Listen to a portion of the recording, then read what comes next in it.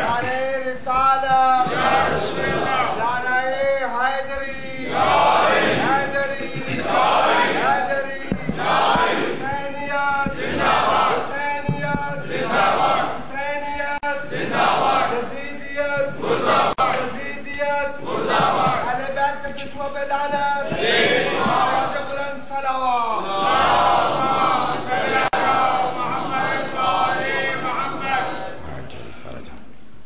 اعوذ باللہ من الشیطان الرجیم بسم اللہ الرحمن الرحیم الحمدللہ الذی نور قلوب العارفین بنور معرفتہ واثبت فؤاد انبیائہ واولیائہ بقصص الانبیاء والمرسلین واکمل ایمان المسلمین والمؤمنین بولایت علی امیر المؤمنین علیہ السلام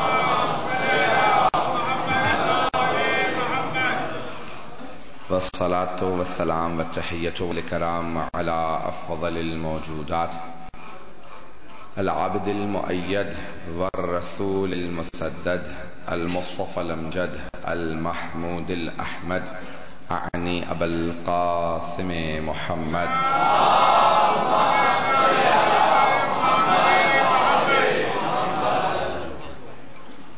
وعلى روحه ونفسه وصهره ووصيه سید الاتقیاء والاصفیاء مولا الموالی امام المتقین علی بن ابی طالب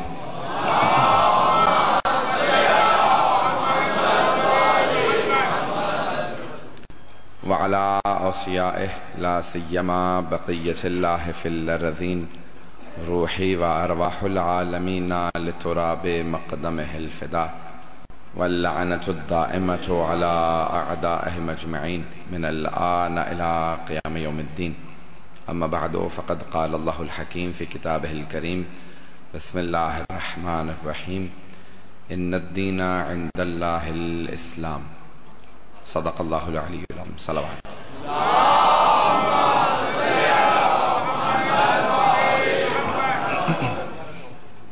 سورہ فاتحہ درخواست کی گئی سید اعجاز حسین جعفری، بیگم نواز حسن، کنیز فاطمہ اور سید احمد علی کے دیگر مرحومین کے لیے، اپنے تمام مرحومین کے لیے، تمام شہداء کے لیے الفاتحہ۔ بسم اللہ الرحمن الرحیم۔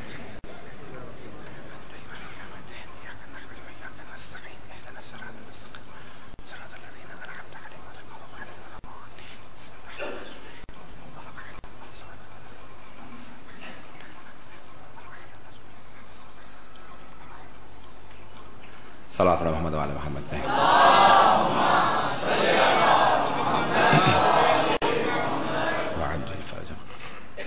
دین بے شک کہ خدا کے نزدیک صرف اسلام ہے، اسلام کے علاوہ جس بھی دین کو پیش کیا جائے گا وَمَنْ يَأْتِ بِغَيْرِ الْإِسْلَامِ دِينًا فَلَنْ يُقْبَلَ مِنْهُ وَهُوَ فِي الْآخِرَةِ مِنَ الْخَاسِرِينَ، جو بھی اسلام کے علاوہ کوئی اور دین اللہ کی بارگاہ میں روز قیامت لے کے آئے گا تو وہ اس سے قبول نہیں کیا جائے گا اور وہ آخرت میں خسارہ اٹھانے والوں میں ہوگا۔ بہت سے لوگ سورہ بقرہ کی آیت نمبر 67 کو پیش کر دیتے ہیں کہ ان الذین آمنوا والذین ہادوا والنصارى والصابئین من آمن باللہ والیوم الآخر وعمل صالحا فلہم اجرہم عند ربہم ولا خوف علیہم ولا هم یحزنون، جو بھی اہل ایمان میں سے اپنے دین پہ ایمان رکھتے ہیں اور عمل کرتے ہیں، ترجمہ اس طرح سے پیش کرتے ہیں وہ لوگ یا یہودی ہو جاتے ہیں یا عیسائی ہو جاتے ہیں یا صابئی ہو جاتے ہیں تو اللہ کے نزدیک ان کا اجر محفوظ ہے، لیکن آیت کے آخر میں ہے کہ ان تمام میں سے اہل ایمان یہودی نصارہ صابئی سب میں سے من آمن منہم باللہ والیوم الآخر، جو بھی اللہ پہ ایمان رکھتے ہیں اور آخرت پہ ایمان رکھتے ہیں وہ سب کے سب اللہ کے نزدیک ہر طرح کے عذاب سے محفوظ ہیں، حتیٰ ایمان والوں میں سے بھی جو ایمان لاتے ہیں، توجہ، ایمان والوں میں سے بھی جو ایمان لاتے ہیں، یا ایھا الذین آمنوا آمنو، اے ایمان والو ایمان لے آؤ۔ تو معلوم یہ ہوا بہت سے لوگ اسلام میں رہتے ہوئے، ایمان میں رہتے ہوئے پوری طرح سے مومن نہیں ہوتے ہیں، تو وہ کون سا ایمان ہے جس کو قبول کرنا شرط؟ توجہ ہے مجمع کی میرے ساتھ؟ وہ کون سا ایمان ہے جسے قبول کرنا شرط ہے؟ معصوم فرماتے ہیں جب تک کہ ہماری ولایت کا اقرار نہ کیا، جب تک کہ اہل بیت کو نہ مانا جائے کبھی بھی دین مکمل نہیں ہوتا۔ دین مکمل ہی اہل بیت پہ ایمان کے ساتھ ہوتا۔ دین صرف اللہ کے نزدیک اسلام ہے، اسلام مکمل ہی نہیں ہوتا، اور مکمل ہوا الیوم اکملت لکم دینکم، اعلان غدیر پہ مکمل ہوا۔ جیسے ہی پیغمبر اسلام نے کہا نا کہ من کنت مولا فہذا علی مولا، تو فوراً آیت نازل ہوئی الیوم اکملت لکم دینکم، آج دین مکمل ہو گیا۔ دین مکمل ہی ہوتا ہے اہل بیت علیہ السلام کی ولایت کے ساتھ۔ عزیزان گرامی، اس ولایت کا رکھنا بہت اہم ہے۔ پیغمبر کی سیرت کو بھی سمجھیں تو اہل بیت علیہ السلام سے سمجھیں، وہ سمجھائیں گے رسول خدا کون ہے۔ میں نے کل ایک بحث کو شروع کیا تھا، اسی کو ادامہ دیتے ہوئے آگے بڑھوں گا۔ میں نے کل عرض کیا تھا کہ دین کی اگر اس شجرے کو دیکھا جائے، اس پودے کو دیکھا جائے دین کے، تو اس کی جڑیں اصول دین ہیں، شاخیں فروع دین ہیں، اور پھل اخلاق ہے۔ اگر اخلاقیات دین کو سمجھ لیں ہم لوگ تو پھر دین مکمل ہوگا۔ ہم میں سے بہت سے لوگ اصول اور فروع کی طرف توجہ رکھتے ہیں لیکن اخلاقیات کو بھول جاتے ہیں۔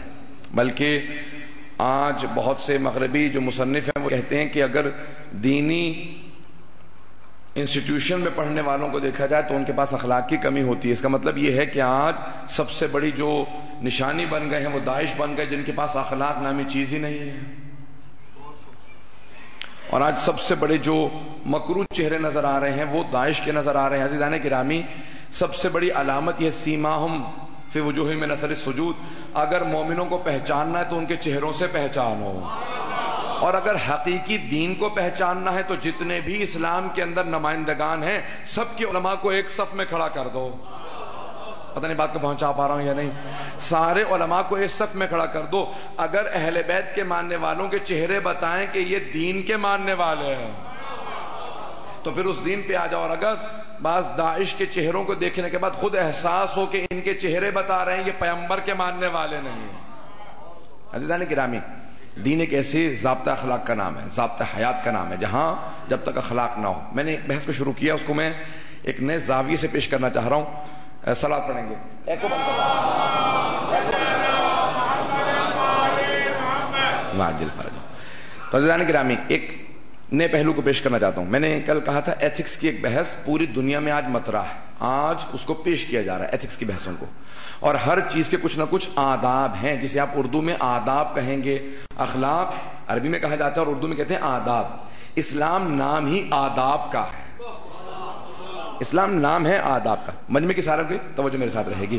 اسلام نام ہے آداب کا۔ تجارت کے بھی آداب ہیں۔ آئیں ذرا پیغمبر کی زبانیں سنتے ہیں کہ آپ نے اول اسلام میں کیا کہا، کہ تجارت کے یا بزنس کے کیا اصول ہیں، کیا آداب ہیں۔ پیش کروں آپ کے سامنے۔ پیغمبر فرماتے ہیں کہ 3 بنیادی آداب ہیں تجارت کے، بزنس کے 3 ایتھکس فور بزنس، 3 بنیادی اخلاق ہیں، آداب ہیں بزنس کے، تجارت کے۔ آئیں ذرا اس کو سنیے گا۔ پیغمبر فرماتے ہیں پہلا ادب یہ ہے، پہلا اخلاقی فریضہ یہ ہے، اگر کوئی مسلمان بزنس کرنا چاہے، تجارت کرنا چاہے، ٹھیلا لگانا بھی بزنس ہے، فیکٹری بنانا، گودام رکھنا، یہ بھی بزنس ہے۔ یہ نہیں ہے کہ نہیں وہ بڑا بزنس مین ہے، اس پہ سارے قانون ہیں، مجھ پہ کچھ نہیں ہے۔ اسلام کہتا ہے کہ قانون سارے متشرعین کے لیے، سارے مکلفین کے لیے، ہر مومن جو اپنے آپ کو پیغمبر کا پیروکار کہے گا اس کے لیے قانون ہے۔ چاہے کوئی اپنے آپ کو عالم کہے، کوئی طالب علم کہے، کوئی جاہل کہے، پیغمبر کہتے ہیں سب کے لیے قانون ہے، اور سب کے لیے برابر کا قانون ہے۔ تو اب توجہ ہے، پہلا قانون یہ ہے کہ پیغمبر فرماتے ہیں کہ لکھنا پڑھنا سیکھو۔ اگر تجارت کرنا چاہتے ہو تو لکھنا پڑھنا سیکھو۔ جملہ میں بیان کر گیا ہوں۔ پیغمبر فرماتے ہیں پہلا اصول یہ ہے کہ لکھنا پڑھنا سیکھو، جو لکھنا پڑھنا نہ جانتا وہ تجارت نہ کرے۔ دوسرا اصول پیغمبر فرماتے ہیں کہ فقہ کا علم ضرور حاصل کرو، فقہی احکام کو ضرور سیکھو۔ کیوں؟ اگر تجارت کرنا چاہتے ہو حرام حلال سیکھو، معلوم ہونا چاہیے کون سا جائز ہے کیا ناجائز ہے، یہ سارے اصول سیکھو۔ کہا یا رسول خدا، تیسرا پیغمبر نے کہا کہ حساب کتاب سیکھو، جسے آپ کہتے ہیں اکاؤنٹس۔ تجارت کے لیے بنیادی اکاؤنٹس آتے ہوں، باقی اکاؤنٹنٹ کرے گا لیکن بنیادی حساب کتاب آتا ہو۔ توجہ ہے مجمع کی؟ اب تک تو سب سن رہے ہیں۔ تو پیغمبر نے 3 اصول دیے ہیں۔ پہلا، پیغمبر نے سارے صحابہ سے کہا کہ لکھنا پڑھنا ضرور سیکھو، فقہی احکام ضرور سیکھو اور حساب کتاب ضرور رکھو. جب پیغمبر صحابہ سے کہہ رہے تھے کہ لکھنا پڑھنا سیکھو تو کسی نے پیغمبر سے پلٹ کے نہیں کہا. بہت سے پہنچ گئے، بہت سے بھی نہیں پہنچے. پیغمبر سارے صحابہ سے کہہ رہے ہیں لکھنا پڑھنا ضرور سیکھنا، تو کسی نے پلٹ کے پیغمبر سے نہیں کہا آپ نے ساری زندگی تجارت کی ہے، ہمیں پڑھنے لکھنے کی ترغیب دلا رہے ہیں، آپ نے کیوں نہیں سیکھا؟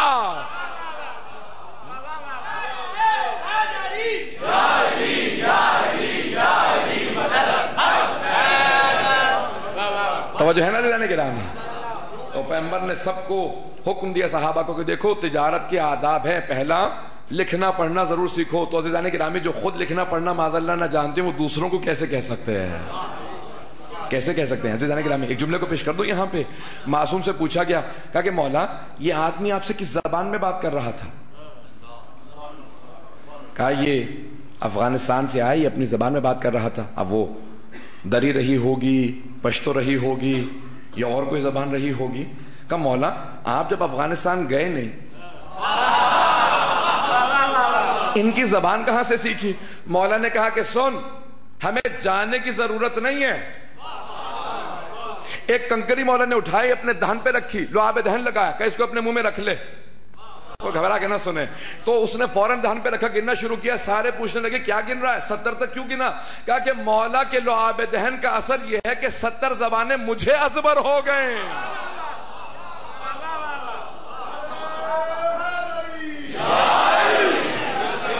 توجہ ہے نا کہ 70 زبانیں مجھے ازبر ہو گئے. عزیزان گرامی کیسے ہو سکتا ہے جب وسیع ایسے ہوں، جس کے نائب 12 ایسے ہوں، وہ نبی کیسے ہوں گے؟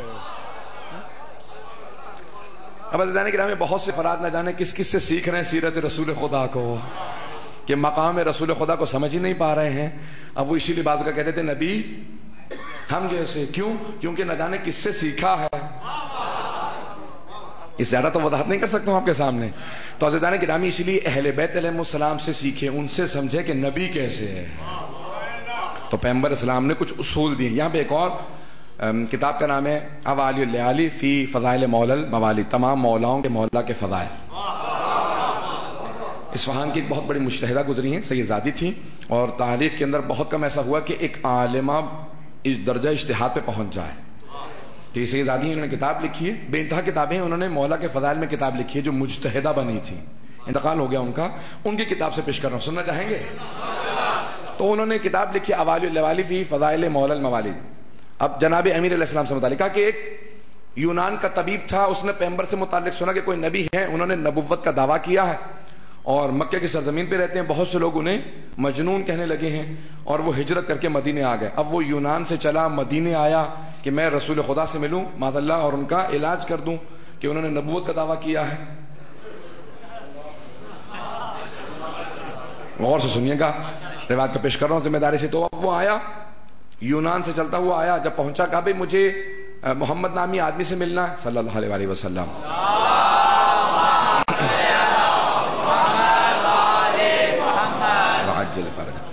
تو کہا کہ میں ملنا چاہتا ہوں ان سے جنہوں نے نبوت کا دعویٰ کیا. مجھے لوگوں نے بتایا کہ وہ معاذ اللہ مجنون ہے، تو میں علاج کے لیے آیا ہوں. جیسے پہنچا تو لوگوں نے کہا نہیں ان کا وصال ہو گیا. اچھا اگر ان کا وصال ہو گیا تو ان کی کوئی جگہ پہ آیا ہوگا، اس سے ملوا دو، میں اس کو دیکھ کے اندازہ لگا لوں گا. نہیں پہنچا پایا بات کو. جو ان کی جگہ پہ آئے نا میں اسے دیکھ کے اندازہ لگا لوں گا کہ نبی کیسے رہے ہوں گے. جب وسیع ایسا ہے تو نبی کیسا رہا ہوگا. تو جناب سلمان نے سن لیا، کہا آؤ میرے ساتھ آؤ میں بتاتا ہوں ان کی جگہ پہ کون ہے. تو وہ فوراً بازو پکڑ کے لے کے آئے. کہا کون؟ کہا کہ یہ سامنے دیکھ رہے ہو ان کا نام ہے علی ابن ابی طالب.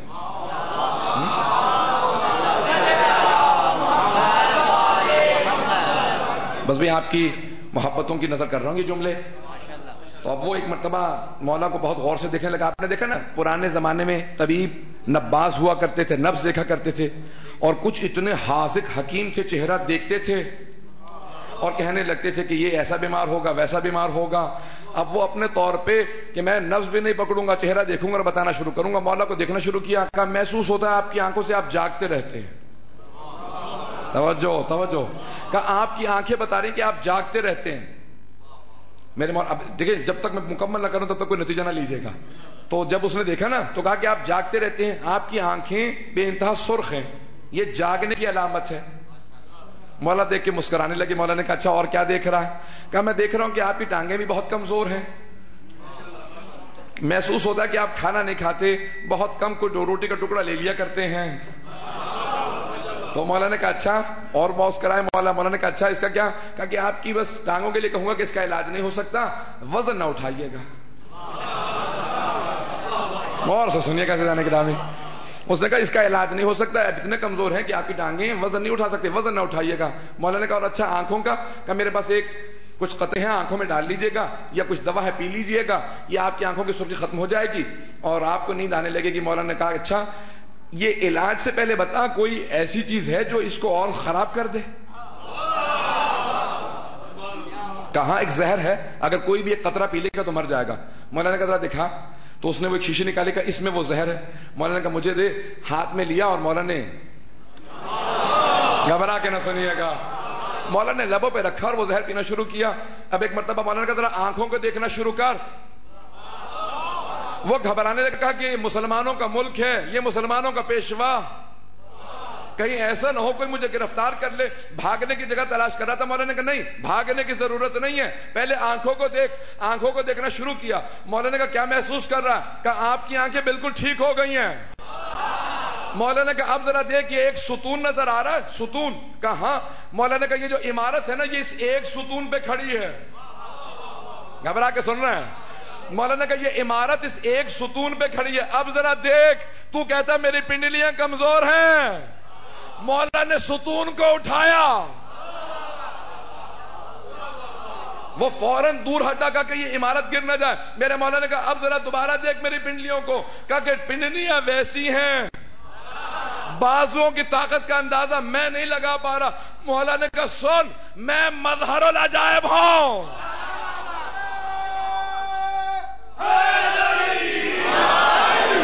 توجہ توجہ مجمع کی توجہ. مولا نے کہا سن میں مظہر العجائب ہوں، میں رسول خدا کا وصی ہوں.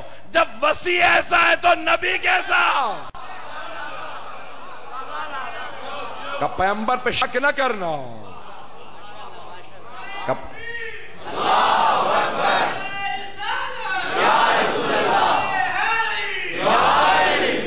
توجہ ہے زیدانی کی راہ میں. تو مولا نے کہا خبردار اپنا پیغمبر سے علاج کروا، ان کے علاج کے لیے مت آ. جو طبیب نفوس ہے، حبیب قلوب ہے، ان کا عزیزان گرامی مصیبت یہ ہوئی عالم اسلام کی کہ بہت سے ملا امت کی اصلاح کرتے کرتے پیغمبر کی اصلاح کرنے لگا ہے. اگر اس بات کو پہنچا پایا تو اب انہوں نے کسی نے اپنے کوئی ٹائٹل رکھ لیا، کسی نے کوئی ٹائٹل رکھ لیا. تو اب یہ عزیزان گرامی اگر سمجھنا ہے دین و شریعت کو تو آل محمد ماننے والوں سے سمجھو. عزیزان گرامی میں چند علماء کے نام لینا چاہتا ہوں جنہوں نے بڑی زحمتیں کی. ایک آیت اللہ سید جعفر مرتضی عاملی جنہوں نے 35 جلدوں پہ سیرت النبی لکھی ہے. الصحیح من سیرت النبی الاعظم، نبی اعظم کی صحیح سیرت 35 جلدوں میں.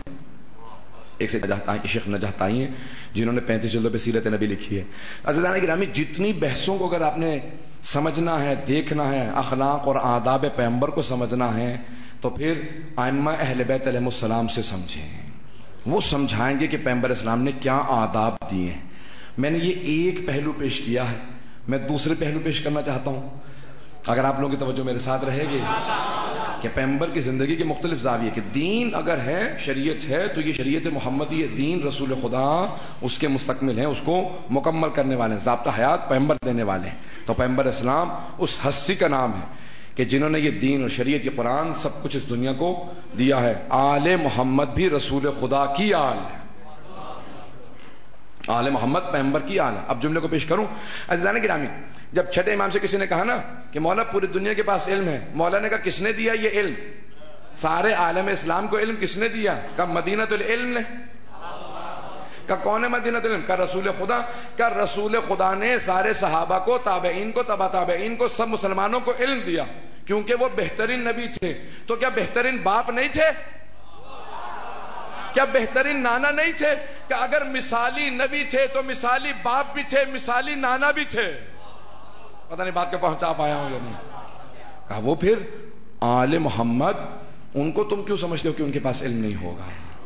اہل البیت ادری بما فی البیت، گھر والے بہتر جانتے ہیں گھر میں کیا ہے. عزیزان گرامی، آج سب سے بڑا عالم اسلام میں جو ظلم ہے وہ آل محمد کے ساتھ ظلم ہے کہ لوگ ان سے دین کو نہیں لیتے، ان سے سمجھنا نہیں چاہتے. آئیں ذرا میں اس زاویے کو پیش کرنا چاہ رہا ہوں، یہ ساری تمہید باندھ کے کہ ایک پہلو تجارت کے آداب پیغمبر نے بتائے ہیں. اب کچھ جنگ سے متعلق آداب پیش کرنا چاہتا ہوں. آنے سے پہلے، محرم سے چند دن پہلے میں زیارات سے آیا تھا تو ایک وہاں پہ بہت بڑا ٹیلی ویژن کا پروگرام کیا گیا کہ آداب جنگ اسلام کی روح سے. اب بہت سے وہاں پہ وہ کہتے ہیں کہ نہیں اسلام کے اندر تو داعش ہیں جو سب کے گلے کاٹ رہے ہیں. میں نے کہا نہیں، آداب ہم بتائیں گے آپ کو کہ پیغمبر نے کیا آداب بتائے ہیں جنگ کے. سننا چاہیں گے؟ آئیں ذرا پیغمبر کی پہلی جنگ سے کچھ آداب جنگ پیش کرنا چاہتا ہوں. پیغمبر نے کیا فرمایا، جنگ کے کیا اصول ہیں. آج یہ ساری بحثیں بات کی بحثیں کہ ویپنز آف میس ڈسٹرکشن ہونے چاہیے نہیں ہونے چاہیے، ایٹم بم ہو نہ ہو، یہ سارے اسلحے، یہ سارے بارود کیوں جائز نہیں ہیں؟ جب امام معصوم سے اگر پوچھا جائے کہ مولا امام کے ماننے والے اتنے فقہاء آپ کہتے ہیں یہ سب حرام ہے، کیوں حرام ہے؟ مولا کیوں نہیں رکھ سکتے؟ ڈیٹیرنٹ کے طور پہ دوسرے کو ڈرانے اور خوف کے لیے ٹھیک سمجھ میں آتا ہے، لیکن بنائے اس لیے جائیں کہ لوگوں کو تباہ کر دیا جائے، شہر کے شہر مٹا دیے جائیں. کہا جائز نہیں. کیوں؟ کہا کیونکہ جنگ جب ایک فرد سے ہے تو اس ایک فرد کی سزا پورے شہر کو نہیں دی جا سکتی. اسلام کا اصول یہ پتہ نہیں واضح ہے یا نہیں. اگر جنگ فرد سے ہو تو پورے شہر کو سزا نہیں دی جاتی ہے. عزیزان گرامی، پیغمبر نے اصول دیے. بدر کی جنگ ہونے والی ہے، پیغمبر نے پہلا جملہ کہا سن لو یا علی میری طرف سے سارے صحابہ کو اعلان کر دیجئے کہ جب ہم جائیں گے جنگ ہونے والی ہوگی تو دشمنوں کی فصلوں کو بھی آگ نہیں لگا سکتے، ان کی کھیتی کو آگ نہیں لگا سکتے، درختوں کو کاٹ نہیں سکتے. کہا یا رسول خدا دشمن کے، صحابہ کہنے لگے یا رسول خدا یہ دشمن کو کھیتی ہے، دشمنوں کی کھیتی ہے، دشمنوں کے درخت ہیں. کہا نہیں، کھیتی خدا کی ہے. یہ پودے، یہ پھل، یہ درخت یہ خدا کے لگائے دشمن نے ہو، انہیں سزا دینے کی غرض سے پودوں کو نہیں جلایا جا سکتا. اللہ اکبر. یہ رحمت للعالمین ہے، عالمین کے لیے رحمت ہے. پتہ نہیں میں واضح کر پا رہا ہوں یا نہیں. تو پہلا اصول کہ کھیتی کو آگ نہیں لگا سکتے، درختوں کو کاٹ نہیں سکتے، کسی چیز کو آگ نہیں لگا سکتے. کہا یا رسول اللہ یہ پہلا اصول. کہا دوسرا اصول سنیں گے عزیزان گرامی. کہا دوسرا اصول کہ اگر دشمن اپنے جانور کو بھی چھوڑ جائے تو آگ مت لگانا، دشمن کے جانور کو بھی کاٹنا مت، آگ مت لگانا. کہا یا رسول اللہ دشمن کا جانور ہے. کہا نہیں، خدا کی مخلوق ہے، اس کے قبضے میں ہے، مخلوق خدا. اس جانور کو کاٹ نہیں سکتے، آگ نہیں لگا سکتے. کہا یا رسول خدا تیسرا حکم. کہا تیسرا حکم یہ ہے جب دشمن گر جائے، مر جائے تمہارے ہاتھوں تو لاشے کو پامال مت کرنا. کہا مسلح مت کرنا. کیا کرتے تھے وہ؟ لاشوں کے ٹکڑے کر دیتے تھے اس زمانے میں. کہا لاشوں کے ٹکڑے نہیں کیے جا سکتے، ان کے لاشوں کے ٹکڑے مت کرنا، مسلح مت کرنا. اعضاء کاٹ دیے جاتے تھے، آنکھیں نکال دیتے تھے، ناک کاٹتے تھے، کان کاٹتے تھے، اسے کہتے تھے مسلح کرنا. کہا دشمن کا بھی مسلح کرنا حرام ہے. کہا یا رسول خدا وہ ہمارے ساتھ ایسا ہی کرتے ہیں، ہمارے شہداء کے ساتھ ایسا کیا. پیغمبر نے کہا وہ ان کا کردار ہے، اسلام کے اصول کچھ اور ہیں. پتہ نہیں میں پہنچا پا رہا ہوں یا نہیں. کہا اسلام کے اصول ضوابط کچھ اور ہیں. کہا یہ تین اصول ہو گئے. کہا کہ یا رسول خدا اور. کہا یاد رکھو جو جنگ میں حملہ کرے، جو حملہ کرے اسے مارنا، جو بھاگے اسے بھاگنے دینا. کہا یا رسول خدا لڑنے آیا تھا اب بھاگ رہا ہے. کہا اب تو بھاگ رہا ہے نا، اگر بھاگا بھاگنے دو، شاید قابل ہدایت ہو.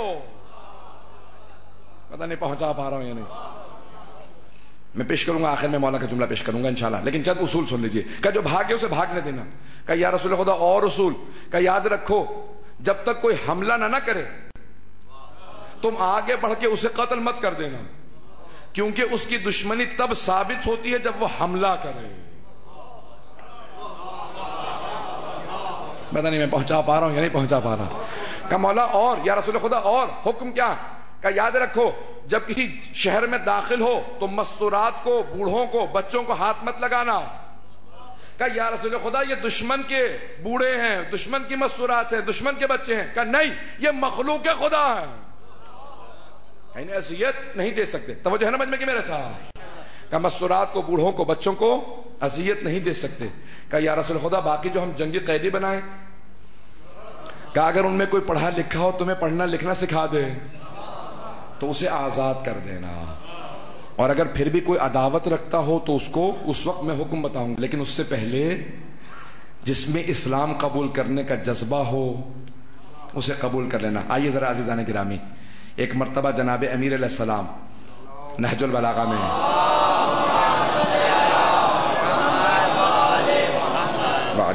میں جنگ کا نمونہ پیش کرنا چاہ رہا ہوں مولا کی. میرا آپ نے دیکھ لیا میں مسلسل سارا دن مجالس پڑھتا رہا ہوں، باہر رہا ہوں، نہ سینہ ساتھ نہ نگرا، لیکن یہ جملے میں خون جگر لگا کے پیش کروں گا آپ حضرات کی سماعتوں کی غرض سے اور آپ کی محبت کی وجہ سے یہ جملے پیش کر رہا ہوں کہ نہج البلاغہ ہے، کلام امیر المؤمنین ہے، علی کا کلام.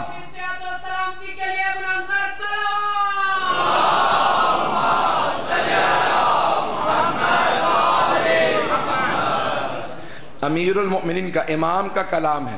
امام کا کلام ہر کلام کا امام ہوتا ہے. بات واضح ہو رہی ہے؟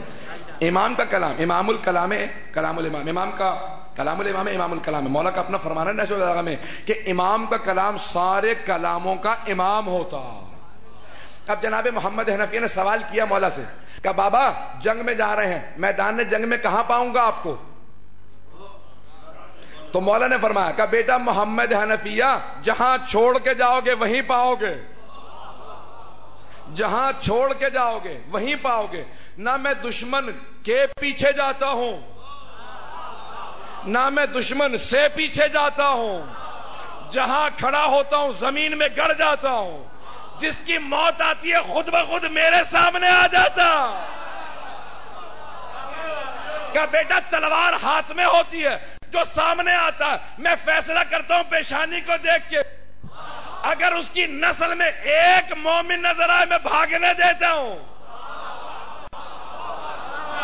اور اگر پیشانی دیکھ کے میں اس کے صلب میں دیکھوں کہ کوئی مومن نہیں تو میں یا دو ٹکڑے کر دیتا ہوں یا سر اڑا دیتا ہوں.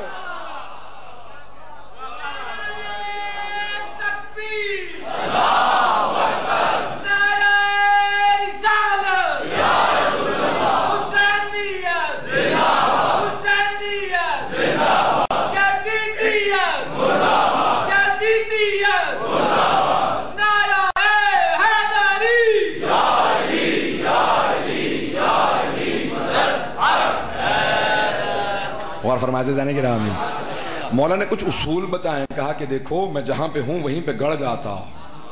کہا بیٹا محمد حنفیہ 3 اصول جنگ کے مجھ سے یاد کر لو. عزیزان گرامی ائمہ نے کہا ہے کہ جنگ کے پہلے اصول یاد رکھو. صاحب الزمان بھی 19 شرائط پہ بیعت لیں گے، 19 شرائط پہ بیعت لیں گے جن شرائط پہ پیغمبر نے بیعت لی تھی.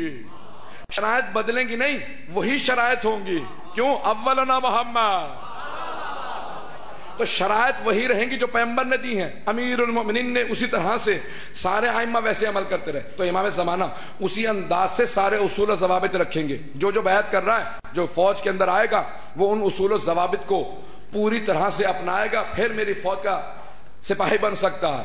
تو امام اسی پہ بیعت لیں گے. خبردار کبھی بھی مستورات کی بے حرمتی نہ کرنا، خبردار کسی بچے کو تماچا نہ مارنا، کسی بزرگ کی احانت نہ کرنا. تو اصول وہی ہوں گے جو پیغمبر دے گئے. توجہ ہے اب تک مجمع کی میرے ساتھ؟ تو عزیزان گرامی مولا نے 3 اصول بتائے ہیں، اور یہ اس لیے کہ کیونکہ آخر زمانے کے اندر جب آئنسٹائن سے پوچھا گیا تھا نا، اب یہ جملہ روک کے کہہ رہا ہوں کہ آئنسٹائن سے پوچھا کہ تیسری جنگ عظیم کیسی ہوگی.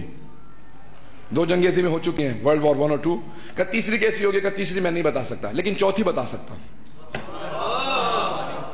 چوتھی جنگ عظیم بتا سکتا ہوں، تیسری نہیں بتا سکتا. کہ کیوں؟ کہ تیسری جنگ عظیم میں انسان خود ساری انسانیت تباہ کر دے گا. سیولائزیشن تباہ ہو جائے گی، جتنی ترقی کی ہے یہ سب تباہ کر دے گا انسان. اور کہ چوتھی جنگ عظیم دوبارہ تلواروں سے ہوگی، دوبارہ عصا سے، لاٹھیوں سے ہوگی، کا پتھروں سے ہوگی، کا سب کچھ پلٹ جائے گا. یہ آئنسٹائن نے کہا تھا اب سے 60 سال پہلے. عزیزان گرامی تو اب امام نے اس وقت کہا تھا. ہمارے بہت سے لوگ امام کے فرمان پہ تعجب کر لیتے ہیں، آئنسٹائن کہے تو مان لیتے ہیں. تو عزیزان کرام غور سے سنیں گے، کوئی بھی سائنسدان ہو ائمہ کے قدموں کی خاک بھی نہیں ہے. توجہ ہے نا عزیزان کرام؟ کبھی بھی انسان ترقی کرتے ہوئے اتنا زیادہ انٹلیکچوئل نہ بن جائے کہ امام علیہ السلام کے فرمان کو شک کی نگاہ سے دیکھے، سائنسدان کی بات کو مان لے. بات کچھ میں کہہ گیا ہوں، انشاءاللہ اس کو ذہن میں رکھیے گا. تو عزیزان گرامی اب یہ دور آئے گا جو میں پیش کر رہا ہوں، مولا نے کیا اصول بتائے ہیں جنگ کے، وہ اصول پیش کر رہا ہوں، اور یہی امام زمانہ علیہ السلام تک کے لیے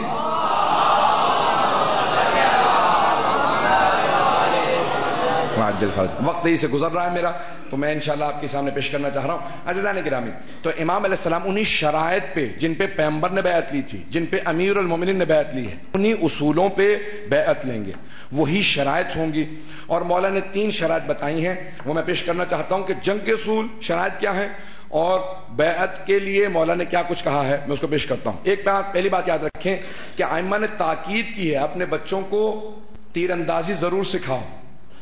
آج واحد دنیا کے اندر یہودی ایک قوم ہے جو ابھی تک اپنے بچوں کو تیر اندازی اور تیراکی ضرور سکھاتے ہیں. کیوں؟ تیراکی انسان کے پورے جسم کی ورزش ہے اور تیر اندازی انسان کو توجہ اور تمرکز سکھاتی ہے، فوکس کرنا، جسے آپ لوگ کہتے ہیں نا انگلش میں فوکس کرنا، تمرکز انسان کو پورا حاصل ہوتا ہے. ائمہ نے اس وقت تاکید کی تھی ہماری چیزیں ہیں، لیکن آج ہر اسرائیلی اپنے بچے کو اور یہودی اپنے بچے کو یہ سکھاتا ہے کہ نہیں، تیر اندازی ضرور سیکھو، تیراکی ضرور سیکھو. تو اور تیسری گھڑ سواری ہے جس کی ائمہ نے تاکید کی ہے کہ یہ 3 چیزیں. البتہ گھڑ سواری کی بہت سے لوگوں نے توجیحات کی ہیں کہ یعنی سواری ضرور آنی چاہیے، چاہے کار چلانا جانتا ہو، کچھ نہ کچھ انسان جانتا ہو. توجہ سمجھ میں کہ میرے ساتھ اب تک تو تمرکز ہے نا سب لوگوں کا میرے ساتھ. تو عزیزان گرامی یہ اصول ہیں، تمرکز آتا ہے، تیر اندازی سے تمرکز آتا ہے. مولا فرماتے ہیں کہ انسان جب تیر اندازی سیکھتا ہے تو تمرکز، اس کو فوکس کرنا آتا ہے، مجھے کہاں پہ توجہ رکھنی ہے. کیوں؟ ٹارگٹ دور ہوتا ہے، دائرے بنے ہوتے ہیں. اور ہمیشہ تمام اجداد پیغمبر سے، جناب ہاشم سے دیکھیں، سارے ائمہ علیہ السلام، یہاں تک کہ امام باقر علیہ السلام ضعیف العمر ہو گئے تھے، اور ہشام نے ایک مرتبہ سوال کیا، کہا کہ سامنے ٹارگٹ ہے مولا، ذرا تیر مار کے دکھائیے. مولا نے تیر کمان میں رکھا، اور جب وہ بار بار کہتا رہا، پہلے منع کرتے رہا کہ نہیں کرنا چاہتا، جب اس نے زور دیا تو امام نے تیر کو کمان میں رکھا، اور جیسے ہی تیر چلایا تو ہر آدمی دیکھ رہا تھا، اور جہاں پہ وہ جو ٹارگٹ ہوتا ہے وہاں پہ جا کے تیر لگا. امام نے دوسرا تیر اٹھایا، وہ پہلے تیر کی پشت میں جا کے پیوست ہوا. امام نے تیسرا تیر اٹھایا، وہ دوسرے تیر کی پشت میں جا کے پیوست ہوا. امام نے 9 تیر چلائے، ایک کے بعد ایک چلتے رہے. اس نے کہا یبن رسول اللہ رک جائیے. امام نے کہا خبردار، ہم تیر میں خطا نہیں کرتے کیونکہ معصوم ہے. کہ تیر اگر چھوٹ جاتا تو لوگ کہتے ہیں خطا ہے، ہم خطا نہیں کرتے. عزیزان گرامی تو وہ 3 اصول میں ساری تمہید باندھ کے پیش کر رہا ہوں. مولا کہتے ہیں جنگ کے 3 اصول ہیں، لڑنے کے 3 اصول ہیں، دوسروں کا لحاظ کرنے کے 3 اصول ہیں. لڑنے کے 3 اصول پیش کر رہا ہوں. حضرت محمد حنفیہ سے کہا، امیر المؤمنین نے کہا بیٹا نظر پہلے نہیں آخری فرد پہ رکھنا. اللہ اکبر. اب سنیں گے سارے، جی لگا کے سنیں گے، سب کے سب سنیں گے عزیزان گرامی. مولا نے کہا پہلے نہیں آخری فرد پہ نظر رکھنا. کہا بابا کیوں؟ کہ اگر پہلے فرد پہ نظر ہوگی تو سب سے غافل رہو گے، اور اگر آخری فرد پہ نگاہ ہوگی تو سب نظر آ رہے ہوں گے. کہ میں آخر تک ہر فرد کو دیکھ رہا ہوتا ہوں کہ کون کون کس انداز سے تیر چلا رہا ہے. اللہ اکبر. آخری فرد تک نظر رکھنا. کہ بابا دوسرا اصول کیا ہے؟ کہ بیٹا جب زمین پہ کھڑے ہو تو دانتوں کو بھینچ لینا، دانت بھینچ لینا. کہ جو جبڑا کھلا ہوا ہوتا ہے وہ ٹوٹ جاتا. پتہ نہیں پہنچا پا رہا ہوں کہ نہیں. جنگ میں مسلسل وار ہو رہے ہوتے ہیں، کہ جبڑے کو مضبوطی سے بند رکھنا. کہ تیسرے کہ اپنے دونوں قدم زمین پہ رکھنا اور آگے پیچھے مت ہونا. جہاں قدم رکھو دونوں مساوی ہوں، محاذات کے ساتھ زمین پہ رکھ کے وہیں پہ کھڑے ہو جانا. کہ جب انسان کی نگاہ ہوگی تو انسان کے جنگ کے اصول یہ عزیزان گرامی، یہ جنگ کے نہیں زندگی کے اصول ہیں. ہمارے مولا زندگی کے اصول بتا کے گئے ہیں کہ آخر تک دیکھتے رہنا کون کون دوست ہے، کون کون دشمن. کہ خبردار دوستوں کو جانے مت دینا، دشمنوں کو آنے مت دینا. زندگی میں کبھی ایک دوست کو بھی کھونا مت، اگر چلا جائے تو خود جا کے منا لینا. پتہ نہیں پہنچا پا رہا ہوں یا نہیں. عزیزان گرامی مولا اصول ایسے دے کے گئے ہیں کہ ہمیشہ کام آئیں گے. کہ آخری فرد تک ہمیشہ نگاہ رکھو. لوگ سننا چاہ رہے ہیں؟ کا پہلا اصول یہ کہ آخری فرد تک نگاہ ہو، آخری فرد تک ہمیشہ نگاہ رکھو. عزیزان گرامی، یعنی کیا مطلب؟ انسان دور اندیش ہونا چاہیے، بصیرت انسان کے پاس ہونی چاہیے. اتقوا فراست المؤمن لأنه ينظر بنور اللہ. مؤمن کی فراست سے ڈرو کیونکہ وہ اللہ کے نور سے دیکھتا ہے، وہ نور الہی سے دیکھتا ہے. عزیزان گرامی، آج سب سے بڑی آپ کے لیے جو کوشش ہونی چاہیے وہ یہ ہونی چاہیے کہ آج پاکستان میں آپ دوست شناس ہو اور دشمن شناس ہو. اپنے دوستوں کو بھی پہچانے اور اپنے دشمنوں کو بھی پہچانے. کون کون دوست ہے اور کون کون دوست کا لبادہ اڑے ہوئے ہے، پتہ نہیں میں واضح کر پایا ہوں یا نہیں. اور کون کون دشمن ہے حقیقی معنی میں، اور کون کون دشمن نہیں ہے، صرف شور مچا رہا ہے، اس کو راضی کیا جا سکتا ہے. عزیزان گرامی، میں چاہوں تو ابھی دوبارہ ایک جنگ کو پیش کروں آپ کے سامنے، لیکن جو جملے آ رہے ہیں میں ان کو پیش کرنا چاہتا ہوں. اور آخر میں آخری 5 منٹ میں آپ سے وعدہ کرتا ہوں انشاءاللہ ایک مولا کی جنگ سے متعلق جملے پیش کروں گا، خاص طور سے نوجوانوں کے لیے. کہ چند جملے سن لیجیے میرے، یہ میرا پیغام ہے تمام اپنے نوجوان بھائیوں کے لیے، اپنے بچوں کے لیے پیش کر رہا ہوں کہ خاص طور سے یہ اصول اپنے زندگی میں بنا کے رکھیں. بصیرت اتنی ہونی چاہیے مومن میں، اتنی بصیرت ہونی چاہیے کہ جب کسی سے ملے تو اس کے میل ملاقات سے اندازہ لگا سکے یہ اپنا ہے یا بیگانہ. اور اگر پہچان لے یہ اپنا ہے تو چاہے کتنی بھی بڑی قیمت ادا کرنی پڑے، اسے راضی کرنے کے لیے اسے ہمیشہ راضی رکھو، اسے ناراض نہ کرو. اور اگر بیگانہ ہے تو ایک ہاتھ کا فاصلہ رکھ کے اس کے ساتھ چلتے رہو، یاد بھی رہے کہ یہ اپنا نہیں ہے، لیکن کب اپنا بن سکتا ہے، کب وہ اپنا بن سکتا ہے، اس موقع کی آڑ میں مسلسل اس کے ساتھ مدارات کرتے رہو، اخلاق سے رواداری سے پیش آتے رہو. پتہ نہیں میں اس بات کو پہنچا پا رہا ہوں یا نہیں. رواداری بہت بڑا اصول ہے. یہ ایک کہ مومن کی بصیرت کیسی ہوتی ہے. جب کہا نا کسی نے کہ یا علی آپ کے ماننے والے بہت ہیں، کیا چھٹے امام علیہ السلام سے کہا یا مولا آپ کے بہت ماننے والے ہیں. مولا نے کیسے اندازہ لگا؟ کہ اتنے حاجی ہیں، حج پہ اتنے لوگ آئے ہوئے ہیں. مولا نے کہا شور مچانے والے زیادہ ہیں، حاجی بہت کم ہیں. اس سال اندازہ تو ہو گیا ہوگا کہ شور مچانے والے زیادہ ہیں، حاجی بہت کم ہیں. کہ مولا یہ سب کے سب حاجی ہیں جو احرام باندھ کے آتا ہے. مولا نے کہا اچھا ذرا میری 2 انگلیوں کے درمیان میں دیکھو. اصول کافی کی روایت ہے. پھر بھی لوگ تعجب کرتے ہیں ائمہ علیہ السلام کی یہ ولایت ہے. امام نے کہا میری 2 انگلیوں کے درمیان میں دیکھو. دیکھنا شروع کیا. کہا فرزند رسول یہ تو پوری مسجد الحرام جانوروں سے بھری ہے. مولا نے ہاتھ ہٹائے. مولا نے کہا اب دیکھو. کہا سب کے سب انسان ہیں. مولا نے کہا اس وقت کتنے انسان نظر آ رہے تھے؟ کہا بہت کم. کہا بس وہی حاجی جن میں انسانیت نہ ہو وہ حاجی کیسے ہو سکتے؟ بات واضح کر پا رہا ہوں یا نہیں کر پا رہا ہوں؟ اسلام نام ہے انسانیت کا، اسلام نام ہے اخلاق کا، آداب کا. جب تک آداب نہ ہو وہ حسینی کیسے بن سکتا؟ حسین کے لیے تو بارگاہ میں پہنچنے کے لیے جب تک عرض ادب نہ کر لو اندر نہیں جا سکتے. حسین کی بارگاہ میں نہیں جا سکتے جب تک سلام نہ کر لیں. عزیزان گرامی، ادب و آداب. آج اگر ہمارے نوجوان ماں باپ کا ادب کرنا نہ جانتے ہو، احترام کرنا نہ جانتے ہو. احترام کہاں سے شروع ہوتا ہے؟ اس کے زینے ہیں نا. اللہ کے بعد نبی ہیں، امام ہیں، اس کے بعد سارے درجات ہیں، مرجع ہے، بہرحال عالم ہیں. لیکن ماں باپ کا ادب و احترام آج معاشرے میں کرنا پایا جاتا ہو. چند جملے سن لیجیے آج میرے سے.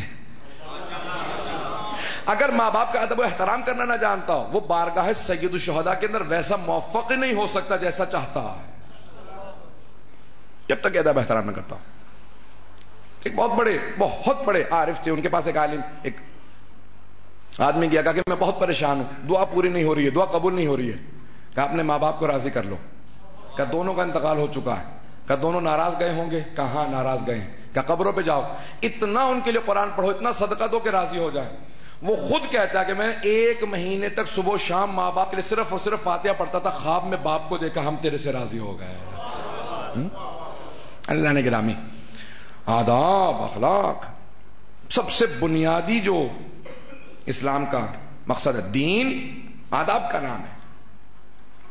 عزیزان گرامی کون کون ہستیاں آئیں ذرا پیش کرنا چاہ رہا ہوں. جناب سید الشہداء کی بارگاہ میں جب جائیں گے نا زیارت کے لیے تو جناب ابراہیم مجاب کا روضہ نظر آئے گا. جناب ابراہیم مجاب امام موسیٰ کاظم علیہ السلام کی چوتھی نسل میں حضرت باب الحوائج موسیٰ بن جعفر علیہ السلام.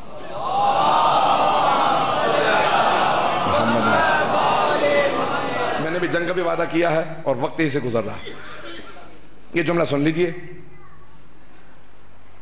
بلکہ اس کو میں مسائل میں انشاءاللہ تکمیل کر دوں گا کہ حضرت ابراہیم مجاب کس ہستی کا نام. جب ان کی بارگاہ میں جائیں نا جناب سید الشہداء کی تو آپ کو 4 نسلوں سے جا کے مل جاتے ہیں 7ویں امام سے. جناب سید الشہداء کی بارگاہ میں ان کو جگہ ملی ہے اور زری ہے ان کی بھی.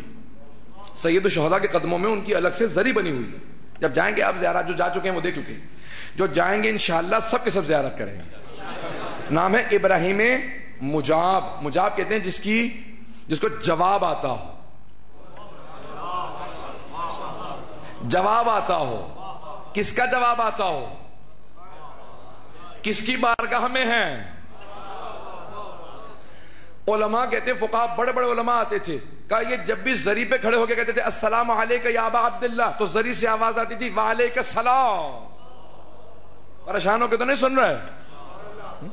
ذریعہ مقدس سے سید الشہداء کی آواز آتی تھی وعلیکہ السلام. کسی کا اتنا مقام ہو کہ سید الشہداء اس کی خاطر اپنا اعجاز دکھائے. جواب تو دیتے ہیں, اگر کسی کا شک ہے تو وہ زیارت پہ نہ جائے. اگر کسی کو شک ہے نا کہ سید الشہداء جواب نہیں دیتے ہیں تو وہ زیارت پہ نہ جائے. جس کو یقین ہے کہ جواب آتا ہے بس وہی زیارت پہ جائے.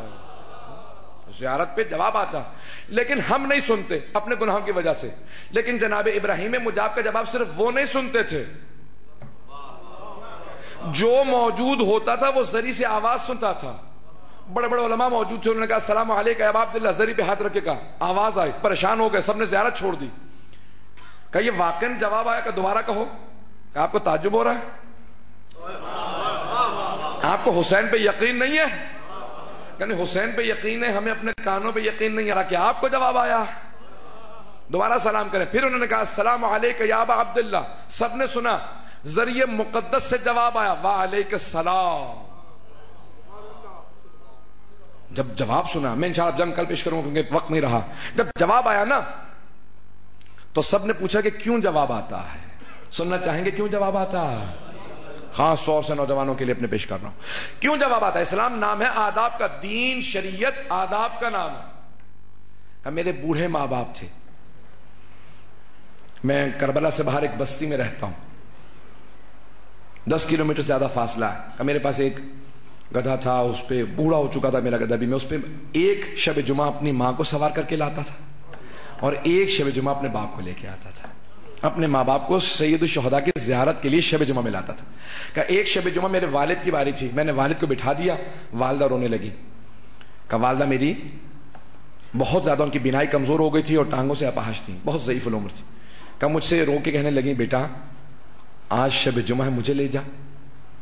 اب والدہ سے کہا کہ مادر گرامی گزشتہ ہفتے آپ کی باری تھی, آئندہ ہفتے آپ کی باری ہے, یہ ہفتہ میرے والد. کہ بیٹا اگر میں اگلے ہفتے تک نہ رہی, اگر مر گئی تو کیا ہوگا, مجھے اس ہفتے زیارت کرا دے. کہ میں فوراً والد کے پاس گیا کہ والدہ کہہ رہی ہیں کہ اگر آپ اس ہفتے رک جائیں والدہ کو زیارت کرنے دیں. اور اگر اگلے ہفتے تک میں زندہ نہ رہا, دونوں ضعیف العمر تھے, کہ اگلے ہفتے اگر میں زندہ نہ رہا تو میری زیارت چھوٹ جائے گی. کہ بیٹا جیسا بھی ہو مجھے زیارت کروا دے. کہ جب والد رونے لگے تو اب میرا بھی دل پسیجنے لگا کہ اب میرے والد بھی رو رہے ہیں. والدہ کے پاس گیا, وہ بھی رونے لگے کہ نہیں بیٹا مجھے زیارت کروا دے. کہ میں بہت پریشان ہوا, متذبذب ہوا کہ میرے سواری جو تھی اس میں طاقت نہیں تھی کہ 2 سواروں کو لے جا سکے. کہ میں والدہ کے پاس آیا کہ اگر آپ صبر کر لیں میں آپ کو رات میں لے جاؤں گا. کہ نہیں مجھے ابھی جانا ہے. اب آپ نے دیکھا نا کہ بعض اوقات جب بہت زیادہ بزرگ ہو جاتے ہیں تو پھر ان کی برداشت کم ہو جاتی ہے. تو کہا نہیں بیٹا مجھے ابھی جانا ہے. کہ میں نے اپنی کمر پہ کپڑا باندھا, والدہ سے کہا کہ میں آپ کو اپنی کمر پہ پشت پہ کپڑے میں باندھ کے سوار کر لیتا ہوں. کہ میں نے والدہ کو پشت پہ سوار کیا, کپڑے میں باندھا اور سوار کر لیا. کہ میں سواری لے کے چلنے لگا, کچھ ہی دور چلا تھا, 2-3 کلومیٹر چلا تھا کہ اچانک بارش ہونے لگی. کہ میرے پاؤں گارے میں بھر گئے, چلا نہیں جا رہا تھا, جوتے ٹوٹ گئے. مسلسل چلتا رہا, اور رو بھی رہا تھا کہ پروردگارہ کس طرح میں پہنچاؤں گا ماں باپ کو. کہ جیسے ہی میں حرم پہنچا میں نے گدھے کو باندھا, والد کو اتار کے فوراً اندر لے کے گیا, والدہ کو اتارا پہلے اور پھر والد کو لے کے گیا. کہ میں نے کہا کہ میں آرام کر لوں, میں تھک گیا ہوں. پھر سوچا کہ نہیں, حسین کی بارگاہ میں آیا ہوں, جس حسین کی بارگاہ میں آیا ہوں بہنیں شام سے چل کے آئی تھی, لیکن پھر بھی پہلے مولا کی بارگاہ میں گئی تھی. کہ میں فوراً اسی حالت کے اندر, خستگی کے اندر فوراً دوڑتا ہوا گیا, زری پہ دونوں ہاتھ رکھے کانپتا ہوا میں نے کہا السلام علیکہ یا ابا عبداللہ. جیسے میں نے کہا نا السلام علیکہ یا ابا عبداللہ, تو ذریعے مقدس سے آواز آئی وعلیکہ السلام. کہ اس دن سے آج تک ہر شب جمعہ جب بھی آتا ہوں مولا مجھے جواب دیتے ہیں میرے بیٹے تجھے سلام ہو, کہ تو اپنے ماں باپ کو جس طرح سے ادب و آداب کرنا چاہیے نا ماں باپ کے سامنے, کبھی اف تک نہ کہو. ابھی عزیزان گرامی, میرا کوئی بھی بھائی, میرے کوئی بھی بچہ کبھی اس طرح سے ماں باپ کی بے حرمتی نہیں کرے گا. سنیں گے اب جملے میں پیش کرنا چاہوں گا. میدان کربلا کے اندر ایک ماں ہے جسے جناب لیلا کہا جاتا ہے. سید مرتضی برقعی نے اور صحاب رحمت میں اتنی دلیلیں دی ہیں کہ جناب لیلا کربلا میں تھیں, اس لیے میں جملے پیش کر رہا ہوں. کہ جب جناب علی اکبر آئے نا ماں کے پاس تو کہا اماں مجھے اجازت دیجئے, میں بابا پہ قربان ہونا چاہتا ہوں. آپ نے دیکھا ہے مائیں ہمیشہ کہتی رہتی ہیں میرے لال میں تجھ پہ قربان, اور اگر کوئی بیٹا ماں سے آ کے کہے, آج چند جملے جناب علی اکبر کے متعلق سنیے گا. کہ مادر گرامی مجھے اجازت دیجیے, پہلے بابا کے پاس گئے تھے, بابا سے اجازت لی آئے جناب زینب کے پاس, اس کے بعد جناب لیلا کے پاس آئے. کہ مادر گرامی اجازت دے دیجیے کہ بیٹا میں آپ کے بغیر زندہ نہیں رہ سکتی. بیٹا پردیس بھی ہے, بڑھاپا بھی ہے, اور علی اکبر جیسا بیٹا مرنے کی اجازت مانگے. تو صراحتاً منع نہیں کیا جناب لیلا نے, لیکن جناب لیلا تڑپ رہی تھی کہ بیٹا, آپ نے دیکھا اگر بیٹا, جوان بیٹا گھر دیر سے پہنچتا کتنی مرتبہ ماں دروازے پہ جاتی ہے, اور اگر پردیس میں کربلا جیسے بے یار و مددگار جہاں سید الشہداء ہوں, جناب علی اکبر کہیں ماں میں مرنے کے لیے جانا چاہتا ہوں. اب کیا کیفیت ہوگی جناب لیلا کی؟ آج بہت سے لوگ برداشت نہیں کر پائیں گے, مجھے معاف کیجیے گا, سادات غیر سادات اگر برداشت نہ کر سکے میں پیش کی معذرت کر رہا ہوں. آج میں چند سخت جملے پیش کروں گا معذرت کے ساتھ. میں نے جب ابھی اسی سال کراچی میں پیش کیا تھا تو ایمبولینس آئی تھی, بہت سی ماؤں کو اٹھا کے لے جانا پڑا, مجھے معاف کریں گے, مختصر کر کے پیش کروں گا, وعدہ کرتا ہوں تفصیل میں نہیں جاؤں گا, جتنا ہو سکے گا میں سخت جملے چھوڑ جاؤں گا, لیکن آج میں پیش کرنا چاہ رہا ہوں, سنیں گے. اجازت لی جناب علی اکبر نے, کہا ماں مجھے اجازت دے دے. پھر ایک جملہ کہا, جب صراحتاً ماں نے منع نہیں کیا تھا, کہ اماں میں اجازت نہیں مانگوں گا, لیکن اماں میں ایک جملہ کہوں, اگر روز قیامت میری دادی زہرا نے آپ سے پوچھا کہ لیلا میرا حسین تو مارا گیا تھا, تو نے اپنے علی اکبر کو روک لیا تھا, مادر گرامی میری دادی زہرا کو کیا جواب دیجیے گا؟ جناب لیلا نے کہا بیٹا علی اکبر میں سمجھ گئی, تیرے بابا کا مقام بہت زیادہ ہے. اب اجازت ملی, جناب علی اکبر کو اجازت ملی. روایت کے الفاظ ہیں اس خیمے میں آئے جہاں جناب سید سجاد ایک چٹائی پہ خیمے میں لیٹے ہوئے تھے. تو جناب علی اکبر نے ہاتھوں کو چومنا شروع کیا, ہاتھوں سے چومتے ہوئے پیشانی تک آئے. جب پیشانی کو چوم رہے تھے نا تو آنسو بہ کے گرنے لگے. تو جناب سید سجاد نے کہا بھیا علی اکبر اس طرح سے میرے بوسے دے رہے ہو, کون سے مصائب آ گئے کہ اس طرح سے مجھے چوم رہے ہو؟ کہا کہ بھیا سجاد ہمارے بابا تنے تنہا رہ گئے, بقی ابونا وحیدا غریبا مظلوما عطشانا, ہمارے بابا بھوکے پیاسے ہیں, تنے تنہا ہیں, بڑے مظلوم ہیں, میں بابا پہ قربان ہونے جا رہا. بس بھی آئے جناب سید سجاد نے کہا اگر مجھے اجازت ہوتی نا میں بھی بابا پہ قربان ہو جاتا, میں بھی جہاد کرتا. کہا نہیں آپ وارث امامت ہیں. بس بھئی ایک مرتبہ ملے, آئے, میں ایک جملے بہت بزرگ عالم دین ہیں, ان کا انتقال ہو چکا, ان کے جملے پیش کرنا چاہتا ہوں کہ سید الشہداء نے جب آ رہے تھے نا جناب علی اکبر آئے, خیمے سے باہر آئے, بار بار خیمے کا پردہ اٹھتا تھا گرتا تھا. سنا نا آپ نے, حمید ابن مسلم کہتا ہے کہ میں نے صرف ایک شہید کربلا کو دیکھا کہ جب وہ خیموں کے اندر گیا, جب بھی باہر آنا چاہتا تھا پردہ اٹھتا تھا پھر گر جاتا تھا, پھر اٹھتا تھا پھر گر جاتا تھا, یہاں تک کہ وہ کہتا میں نے خود حسین سے پوچھا کیا بات ہے, کہ کبھی بہنیں لپٹ کے روتی ہیں, کبھی پھوپھیاں لپٹ کے روتی ہیں, کبھی ماں لپٹ کے روتی ہے, اجرکم اللہ. تو جب آ گئے نا باہر تو وہ بزرگ عالم دین کہتے تھے کہ جناب سید الشہداء نے کہا علی اکبر 7 برس کے سن سے سر پہ امامہ باندھ رہے ہو. کبھی پھپھی باندھ دیا کرتی تھی, کبھی ماں دستار, میری حسرت تھی, کبھی میں بھی دستار باندھوں گا. تو وہ بزرگ عالم دین کہتے تھے کہ جناب علی اکبر نے دونوں گھٹنے زمین پہ رکھے, کہا بابا آج اپنی حسرت کو پورا کر لیں. دیکھیں گے میری طرف کیسے جناب سید الشہداء نے امامہ باندھا. سید الشہداء امامہ باندھتے جاتے تھے, کہتے جاتے تھے انا للہ و انا الیہ راجعون.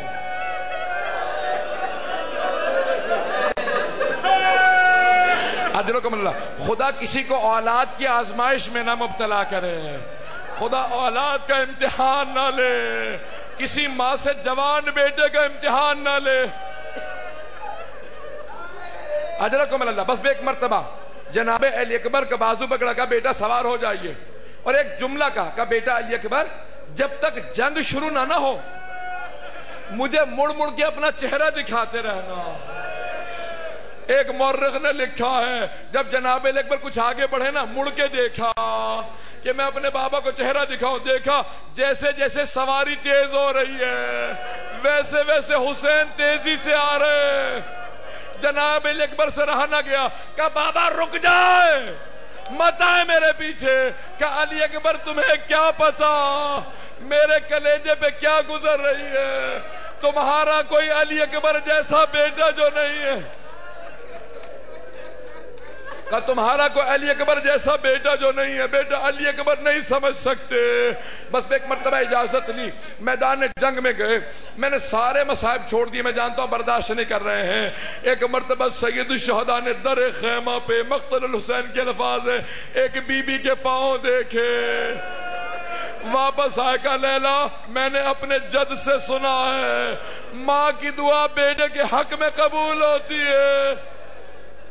لیلا علی اکبر کے لیے دعا مانگو.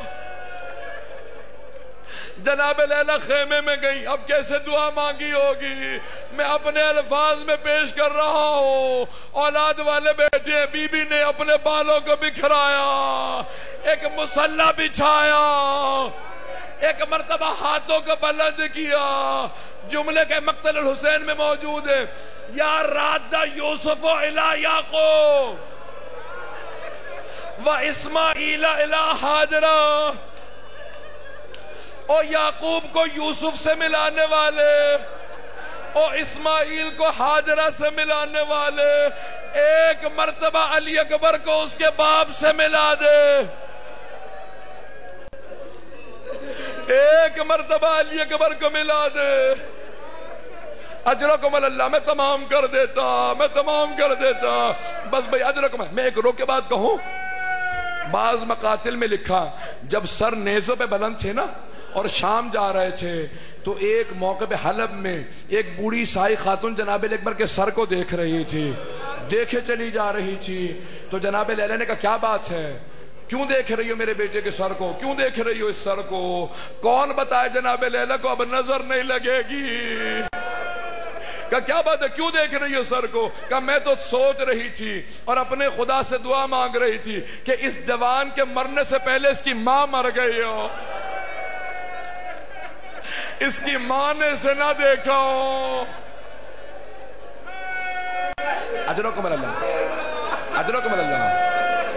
بھئی بہت سے لوگ برداشت نہیں کر پا رہے, میں سب مختصر کر رہا ہوں, سارے جملے چھوڑ کے آخری جملے سن لیجئے. وہاں ایک مرتبہ جناب علی اکبر جنگ کرتے ہوئے آگے بڑھے. ہر شہید کربلا نے, ذمہ داری سے پیش کر رہا ہوں, ہر شہید کربلا نے امام حسین کو مدد کے لیے بلایا. حتیٰ حضرت عباس نے کہا مولا مدد کو آؤ. سب نے مدد کے لیے بلایا. ذمہ داری سے پیش کر رہا ہوں, صرف ایک جناب علی اکبر ہیں. جب حسین ابن نمیر نے نیزہ مارا, برچھی کا لگنا تھا, کہا بابا میرا آخری سلام, بابا میری مدد کو مت آنا, میرے جد رسول خدا آ گئے, میرے دادا علی مرتضی آ گئے. ہاذا جدی رسول اللہ یقرئک السلام. کیا کہا, کہ میرے نانا رسول خدا آپ کو سلام کر رہے ہیں. اجرکم اللہ. میں ختم کر دیتا، مجھے معاف کیجئے گا۔ آپ نے دیکھا خلیل خدا جناب ابراہیم جب بیٹے کے گلے پہ چھری رکھ رہے تھے تو آنکھوں پہ پٹی باندھ لی تھی، کیوں؟ میں دیکھ نہیں سکتا بیٹا ذبح ہوتا۔ لیکن فخر خلیل حسین ابن علی جب آئے جناب اکبر کے لاشے پہ کوئی پٹی نہیں باندھی، ایک مرتبہ زلجنا سے اپنے آپ کو گرایا، آگے بڑھے، جناب اکبر کو زمین پہ دیکھا، اٹھا کے سینے سے سینے کو ملایا۔ جب ایک مرتبہ جناب اکبر کو سینے سے لگایا نا تو جناب اکبر نے ایک جملہ کہا تھا، بابا ظالم نے سینے میں برچھی ماری، اس کا پھل توڑ دیا، بابا میرے سینے میں بڑا درد ہے۔ سید الشہداء نے کہا کہ اے علی اکبر میرے ہاتھ کو اپنے اس نیزے کی انہی پہ رکھ دو، مجھے اس وقت کچھ نظر نہیں آ رہا۔ اب میری طرف دیکھیے کہ آخری جملے پیش کر رہا ہوں۔ حسین نے اپنے گھٹنے زمین پہ رکھے، ایک ہاتھ جناب اکبر کے سینے پہ رکھا، دوسرا برچھی پہ رکھا۔ میرا دل کہتا ہے نجف کا رخ کر لیا ہوگا، کہا ہوگا بابا میری مدد کو۔ جب برچھی کو کھینچا جناب اکبر نے ایڑیاں رگڑی۔ میں نے ختم کر دیا، میں نے ختم کر دیا، میں نے تمام کر دیا۔ بہت سے لوگ برداشت نہیں کر پا رہے، مجھ سے لوگ کہہ رہے ہیں روک دو، آخری جملے پیش کر رہا ہوں۔ میری طرف دیکھیے گا، میں نے ختم کر دیا۔ بس میں ایک مرتبہ کربلا کی زمین پہ زلزلہ آنے لگا، امام سجاد نے پوچھا پھوپھی اماں کیا بات ہے، یہ بیویاں خیمے سے باہر کیوں گئی ہیں؟ کہا بیٹا سجاد میں نہیں بتا سکتی، خیمے کا پردہ ہٹاتی ہوں، آپ خود دیکھ لے۔ امام سجاد کہتے میں نے دیکھا میرا بوڑھا ایک لاشے پہ جھکا ہوا تھا، ہاتھوں میں لاشا۔ جب ایک مرتبہ مقتل سے چلے، میں نے تمام کر دیا، بس میں برداشت نہیں کر پایا۔ اجرکم اللہ، اجرکم۔ آخری جملے پیش کر رہا ہوں۔ میں نے کہا تھا ماں کے متعلق پیش کروں گا، جب لاشا لائے کہا فضا اکبر کی ماں سے کہو ودا کر لے۔ سنیں گے آخری جملے؟ جب ساری بیویاں آ گئیں، جناب لیلا نہیں آئے، کہا فضا، جناب امام حسین نے کہا فضا اکبر کی ماں سے کہو بیٹے سے ودا کر لے۔ جناب فضا کہتی ہے میں اس خیمے میں گئی جہاں جناب لیلا تھی، میں نے کیا دیکھا، لیلا کبھی خیمے کے اس طرف گرتی ہے کبھی اس طرف گرتی ہے۔ میں نے کہا لیلا کیا بات ہے کیوں نہیں آتی؟ کہا فضا مجھے خیمے کا دروازہ نظر نہیں آ رہا، میرا ہاتھ پکڑو۔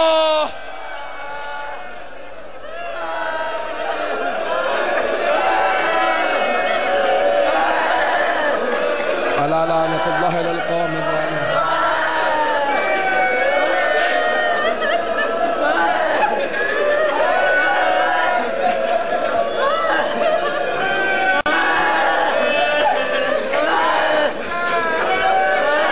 وَسَيَعْلَمُ الَّذِينَ ظَلَمُوا أَيَّ مُنْقَلِبٍ يَنْقَلِبُونَ۔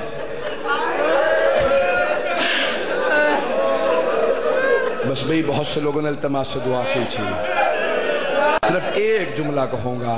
پروردگارا، معالی السبتین میں آیت اللہ شیخ محمد مہدی مازندرانی نے لکھا ہے کہ جب جناب لیلا کو رہائی مل گئی نا اور واپس مدینے چلی گئی تو صرف 6 مہینے زندہ رہی، اسیری کے بعد صرف 6 مہینے زندہ رہی۔ آیت اللہ مازندرانی معالی السبتین میں لکھا، دل نمبر 2 میں کیا کہتے ہیں؟ کہتے ہیں بی بی کا بس صرف ایک معمول تھا، صبح ہوتی تھی رونے لگتی تھی اور ایک جملہ دہراتی رہتی تھی، کیا کہتی تھی؟ واہ علی اکبرہ، واہ علی اکبرہ۔ کہ جو بھی مدینے میں آتا تھا پوچھتا ضرور تھا یہ کون ہے جس کی اتنی آواز آ رہی ہے؟ کہ یہ علی اکبر کی ماں۔ پروردگارا، پروردگارا، پروردگارا مومنین کی حفاظت فرما، عزاداروں کی حفاظت فرما، دشمنان اہل بیت کو نیست و نابود فرما، ہمارے جوانوں کی جوانیوں کو سلامت رکھ۔ یہ ابھی تک برداشت نہیں کر پا رہے ہیں، میں دوبارہ ایک سوال کروں جو میں ہر سال ایک سوال کرتا ہوں۔ آپ نے صرف مصائب سنے ہیں نا، آپ نے لاشیں دیکھے تو نہیں ہیں. اب پوچھے اس ماں کے دل سے جس نے میدان کربلا میں ماتم حسین